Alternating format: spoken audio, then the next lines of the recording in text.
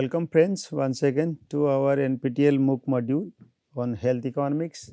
We have been explaining so far on economic evaluations and their various theories, their principles, especially in the context of health and healthcare. In this lecture, we are taking off the topic on costing, discounting and evaluation under uncertainty. If you remember, this is in connection with the last lecture, especially in the last lecture we discussed about outcome measures in health economics. We discussed both revealed and stated preferences. Also we discussed in the previous lectures we discussed about these revealed and stated preference, as well as we discussed about non-monetary evaluations including QALY and DALY. So, in this lecture we will be emphasizing on costing, discounting and economic evaluation under uncertainty. So, given the aspect of economic costing, as we know that resources are limited and hence the resources should be properly managed, and so division of resources to any existing or the proposed healthcare intervention necessarily diverts resources from some alternative uses. Hence, it is crucial to understand the approaches of costing to know the best opportunity that is foregone. When we discuss about economic costing, the process involves 3 steps. First one is to identify the changes in resource use. In the next step, we need to quantify the changes in resource use, that is in physical units, and the last one is to understand their value. And implementation of these steps is subject to the type of healthcare market and their availability.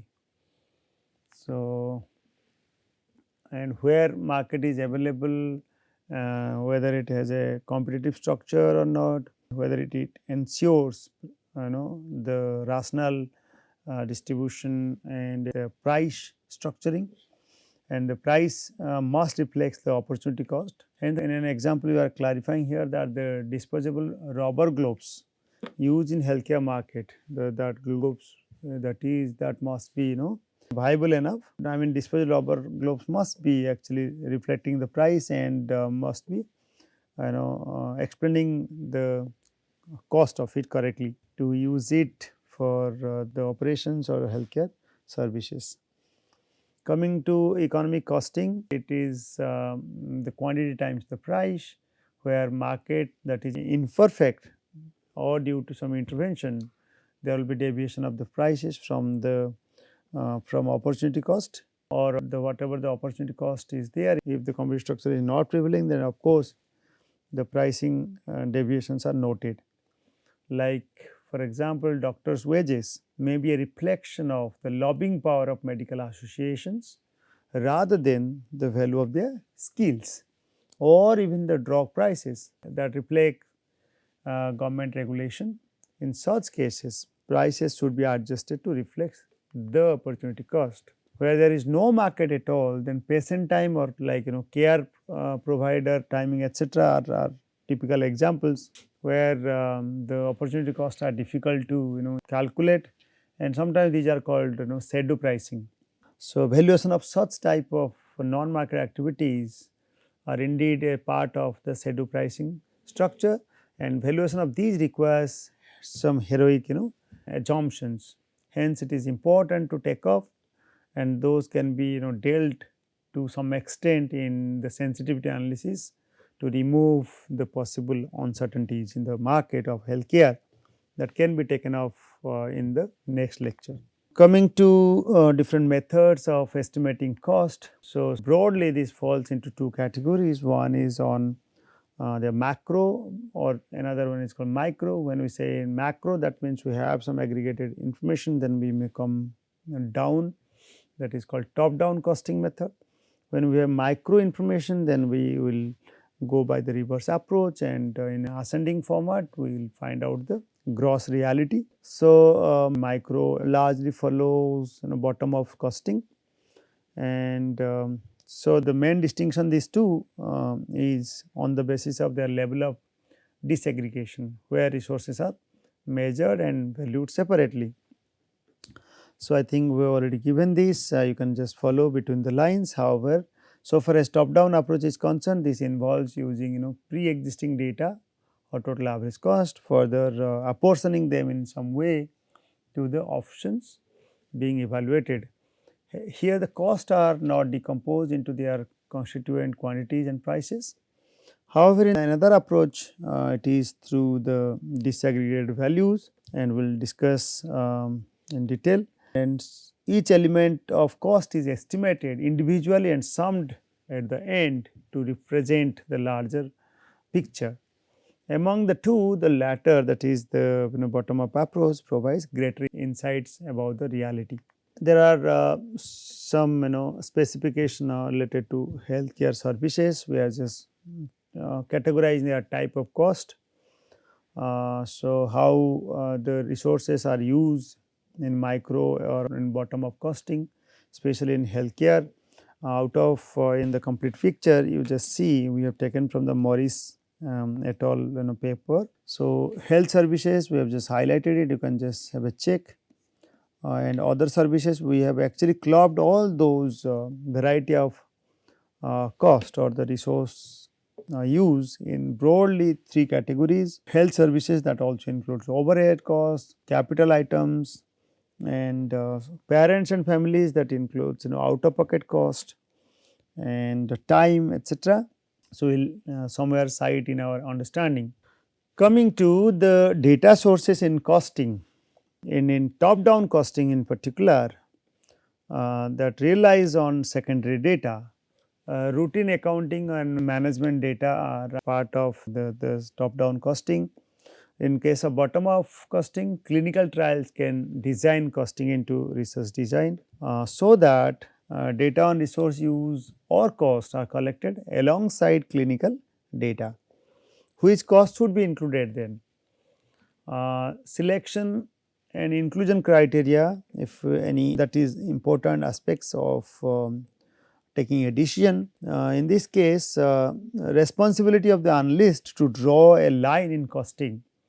In economic evaluation, we usually interested in incremental cost, that is common in all. There are methods for cost inclusion criteria like reduced list method by Knapp and Beckham 1993, but they have their own criticism, and then it also extended work by other authors we have cited here. Coming to so far we discuss about just the cost at a point of time. Over period of time, the cost or the benefit must have been also included, in the sense that there must be some forms of discounting in the evaluation patterns whenever we are supposed to find out. People usually prefer to cost and enjoy benefits now. Okay, this phenomenon is known as positive time preference. Okay, and given an option, for example, we are just giving a arbitrary example at this moment, to spend a budget of rupees 10,000 on any of the two diseases, namely disease 1 and disease 2. In one, let the cost be 10,000 and benefit we are just presenting over time and at the present time. On the case A, that is disease 1 case, you see the benefit is in terms of quality, which we have already discussed in our previous lecture. So, if 10 qualities are now as per the disease 1, whereas in disease 2, if the cost is 10,000, okay, and the benefit is though 10 qualities, but it is actually distributed over 10 years time. So, 10 qualities in 10 years time. So, in the first year they receive some qualities, then second year, but it actually in 10 years it is of 10 quality. Then in this case, which one should be preferred? As we all know that consumer used to prefer and live in the short period. So, consumer of course will prefer disease 1 because that is going to at least not discounting in the present period, and the entire 10 qualities are reserved. And in the disease 1 case, we refer to the context called positive social time preference, whereas in the another case, that is case B, it is based on discounting because 10 qual is derived in 10 years time. Hence, that is less preferred. However, there are some conflicts with in the minds of the individual patients in terms of taking a decision, even if there are some discounting in different period. We will just clarify this one by one. Coming to the understanding of discounting, there is a formula which you used to do in present value calculation. It is the same one in fact.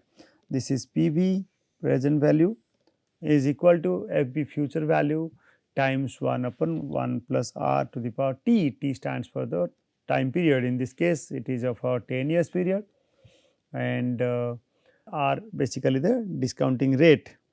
So, usually we do it in our calculation for interest rate and when one money is invested over time period, what is the present value of that total lump sum amount. So, R used to be the interest rate in that case, but here discounting rate has to be calculated, has to be derived by some approaches. So, but conventional discount rate is considered to be constant as mentioned in also the work of Samuels in 1937. So, we will clarify, however, in reality discounting rate is no longer constant. So, there are some alternative models considered for discounting rate to be included, that is sometimes it is called hyperbolic as mentioned as by Henderson and Batman 1995, and proportional or slow discounting etc. by other authors. I have just cited their name, you can follow. Under each of these the discount rate declines as time proceeds. However, changing rate violates the assumption of economic stability. So, it makes also convenient for considering discount rate to be constant. So, we are considering here an example of discounting a future stream of cost, how projects are incurred and which project is going to be beneficial. At this moment you can just see 5 period starting from the present as T0, and here the project incurs a cost of 100 million rupees for the current year, and for each of the next 4 year that project cost is mentioned. So, in terms of the cost of all 5 years, all are same. To estimate the total cost of the project, it seems to be, since it is same, it seems to be 500 million rupees, but indeed there are discounting of this amount over the future so far as total cost is concerned, hence that has to be also included in the model. But each cost incurs in a different period, so we must discount future values and convert them into current values. So, when we are saying discounting, we have to take a rate, that is the discounting rate, let this be 5%. Hence, in different year we can calculate by the formula PV. So, 100 in the first period, of course, it will be similar because to the power 0 has to be taken. So, then it equals to 100 million rupees. In the second year it is 95.25, third year and so on till T4 82.27 million rupees. So, now you can see if you add all these 5 periods, it is of course not 500 total. In total it is actually 454 million rupees approximately. So, and this is called the present values if you are including 5% discounting rate. So, compared to the total with the constant without discounting rate or 0 discounting rate, it was of 500 million rupees. So, discounting values are important and that gives better evaluation. So, choice of the discounting rate that R we have taken, it is important and affects the magnitude of the cost of the evaluations. The larger the value of R, the less weight is given to future events, and so the present value of cost incurred in the future is smaller, and vice versa. In practice, it is admissible to select central based estimates, base case value, and vary it systematically in a sensitivity analysis to determine the effect of choice in the conclusion of the study. So far as choice of base case is concerned, We can follow the government recommended rates, or it should include the rates suggested in other published literature. So, and so far as discounting health is concerned, and as we know that health is involving subjective well-being aspects, and many of the issues are quite debatable so far as the health outcomes are concerned. So, it is although it is acceptable to discount future monetary benefits like we discount cost. However, it is it is a debatable issue if benefits are health outcomes. Unlike money, health is not tradable, as one cannot give up a year of life now and invest it and obtain more years of life in future. So, one of the important aspect you can think of for your quiz questions, for your multiple questions. We have covered this, why it is not tradable and what are the problems of non tradable, and in terms of uh, evaluations. Hence, why can't we have a time preference of receiving now rather than in future? In the same way, we have time preference for monetary benefits. So, effect of not discounting health improves the cost effectiveness of different healthcare programs, as not discounting increases the magnitude of health benefits in future. Effect of discounting health makes those healthcare programs with future health benefit like prevention less cost effective than those with benefits realized in present like cure.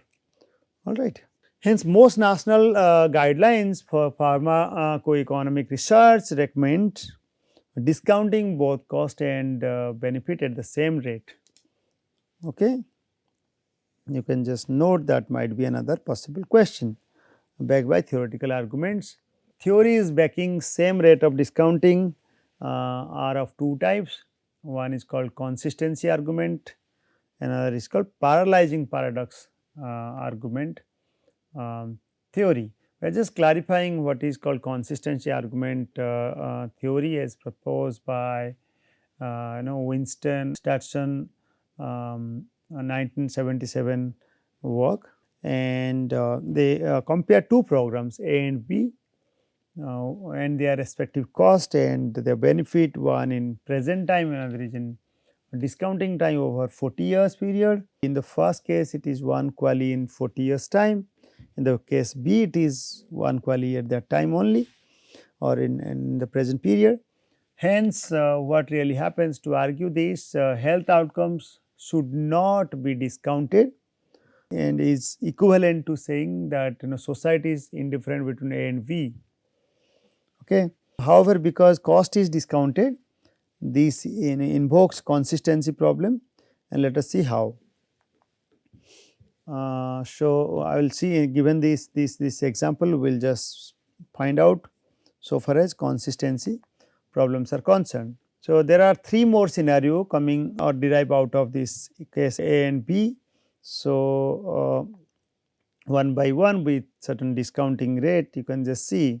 So, in the first case, we are actually referring to A1 with 5% discounting rate. Present value of the cost of the A is, of course, since it is 40 years time, you can calculate. So, calculate accordingly. If it is of 70,000 in 40 years time, so far as cost equivalent is concerned, then in fact the A1 with 5% discounting rate will be of 10,000 rupees.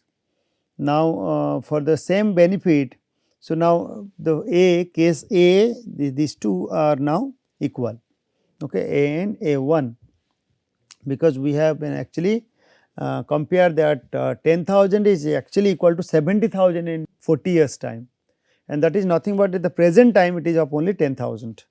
Okay. Hence, these two are equal. Therefore, usually it is suggested not to wait for the 40 years time, though it seems to be very high 70,000, but actually it is lesser.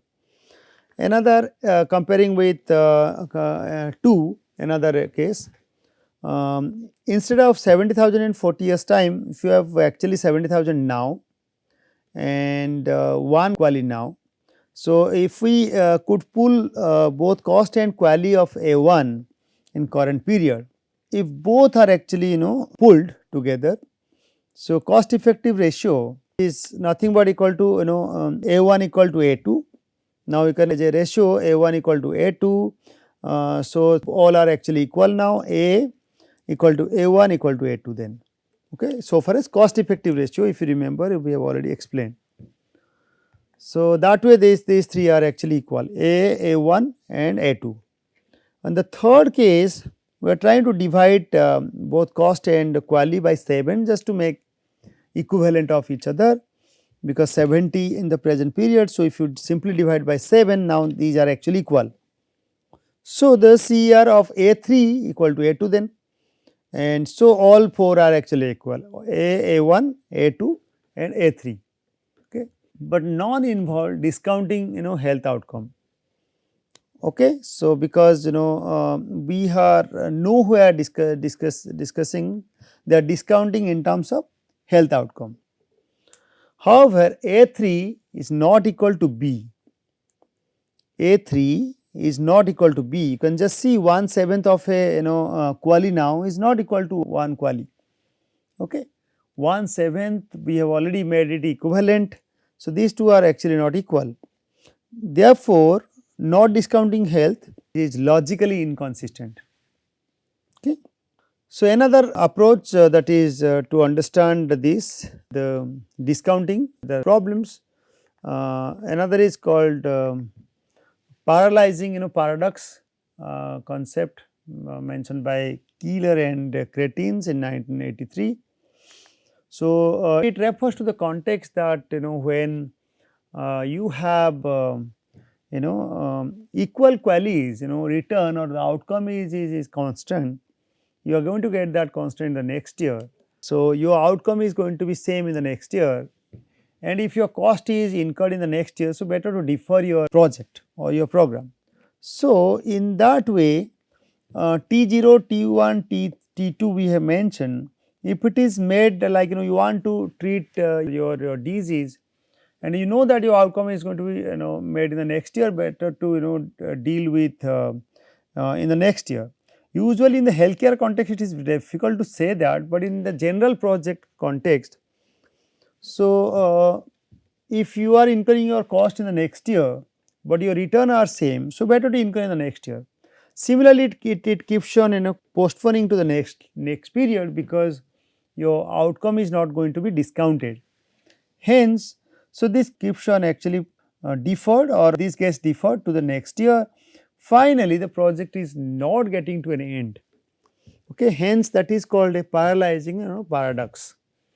So, as I already mentioned, given cost is discounted, but if health is not, it is beneficial for the policymakers to delay if the benefit is not discounted. Hence, it has implication on the program implementation. So, next year same health can be gained by using less cost. So, option 2 is preferred to option 1, and similarly option 3 is preferred to option 2.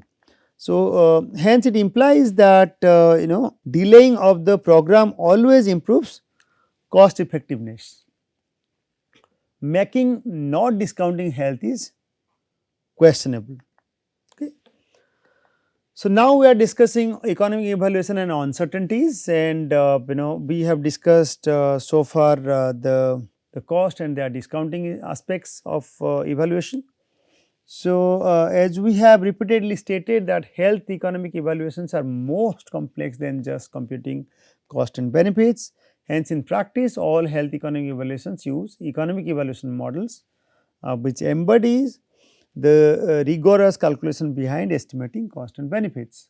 There are two reasons for using evaluation methods. One is called economic evaluations, which are based on different sources of data which have to be linked together. There are many uncertainties about numerical information based in evaluation, leading to uncertainty in results. So, in both cases the use of the model is helpful and design is important. Hence, a decision analysis is requiring a structure. First modeling framework where uncertainty is examined is called decision analysis. So, decision analysis is indeed a systematic approach to decision making under conditions of uncertainty using theories of probability and expected utility. So, since decision involves some probabilities and the expected values, hence we will be discussing this in the decision analysis. So, there are 5 steps largely involved. First is on the structure of the problem by constructing a mathematical model that involves a series of connected events. This involves identifying decision alternatives, listing possible outcomes of each alternative and specifying the sequence of events. Then decision must be to choose drug or surgery in an illness, etc. This is an example we have given. If in the case of surgery or choosing a drug, we require number of decisions as different time and different level. Then second step is to quantify uncertainty by assigning probability to take or to chance events or probability of the events. So, then the third one is to quantify a preference by assigning values of all possible outcomes of chance events. Then fourth one is actually combine uncertainty as well as preference to get the best decisions of the person by calculating the expected value of each strategy. Fifth one is to perform a sensitivity analysis, which again involves systematically changing the assumption in steps. On 1 to 3 to see the impact on the step 4, then the first 3 steps it can be envisioned using decision tree, that is the tree made on different nodes. Nodes are basically called events and branches connect those nodes. Let us use a hypothetical example for understanding these steps. We are actually citing a medical scenario of the patient who are supposed to either for his or her treatment either going for drug or surgery. If the person opts for surgery, he or she will reach an outcome, but if he or she opts for drugs and again if the drug fails, then again there are probability is involved so far as the outcome is concerned. And using a drug too or using for counseling with further treatment, etc. We will explain these things in the decision tree. Here is our decision tree. You start with this, starting with the persons is or taking an option either going for drug or for surgery. You can see from the surgery, then there are chances comes. Once surgery is there, probability is involved, whether the person is surviving or survived or die. If survive, then what percent survive matters, then again chances, hence probabilities are attached. In this case it is simply event, so no question of chances. Okay. Then further sequences are followed. These are also called sequential decisions so far as healthcare is concerned. In this case squared nodes, we have mentioned squared nodes refers to the decision nodes. They are usually mutually exclusive, whereas in the especially in decision 1 related to the square nodes, you see either the person is going for drug or surgery, and decision 2 if it is drug, then again whether the person is taking a counseling method when drug fails or drug 2. Okay. So, circular nodes in this case, we have mentioned circular nodes, you can see some of them. Okay. Circular nodes are the chances nodes or the probability nodes and not under the control of decision maker, and also they are mutually exclusive. Okay. So, probability 1 we have already mentioned that it has a survival rate, and the chances at this moment we have mentioned that dying chance is 5% and the survival rate is 95%. Hence, again the next node you see the outcomes, especially cured and not cured. Cured is of probability 80% and not cured is 20%, and hence the qualities are attached based on the outcomes. We will see. So, probability 2 is curing chance. Okay. First probability is just to survival chance, then the second probability is related to curing chance. But in another case, that is in the case of drugs, you can see probability 3 we have mentioned related to drug, and that is curing chance, and probability 4 curing chance if drug 2 is selected. Last one to be referred in case of decision tree is called triangular nodes, and that is also called terminal nodes or the final nodes or the final outcomes of each path through decision tree. Each of these must have values assigned to with certain qualities, okay, to take the final decisions. So, given this context, we are supposed to calculate their expected value. The formula for calculation of expected value in terms of quality is to combine the uncertainties or the probabilities with their preference or the assigned values. Finally, the expected values would be of course given the probabilities, that is P1 times the utilities they have derived, the P2 times the respective utilities, and hence so in general form it is y raised to 1 to n and nth action if it is taken, and accordingly derive the expected probabilities. A way in which this is often done is by folding back or proning the decision tree from right to left, starting with calculating expected value of those who opted drugs 2. So, expected value of drug 2 is equal to 0.5 times 10 plus 0.5, okay. Say 50% of the chances we have already said. So 10 qualities we have already mentioned, isn't it. So, taking drug 2, you can see 0.5 of 10 and 0.5 of 1, okay, isn't it. So, in that case the average expected value of this is 5.5. So, you can see of this, isn't it. So, this is what is marked. This gives us first decision to take a final decision that the expected value of drug 2 is indeed greater than that of the counseling value. Okay. So, counseling value you can see how many qualities it is, and it is only 1.5. So, 1.5 you can see, and combiningly this is of 5.5 qualities in this case.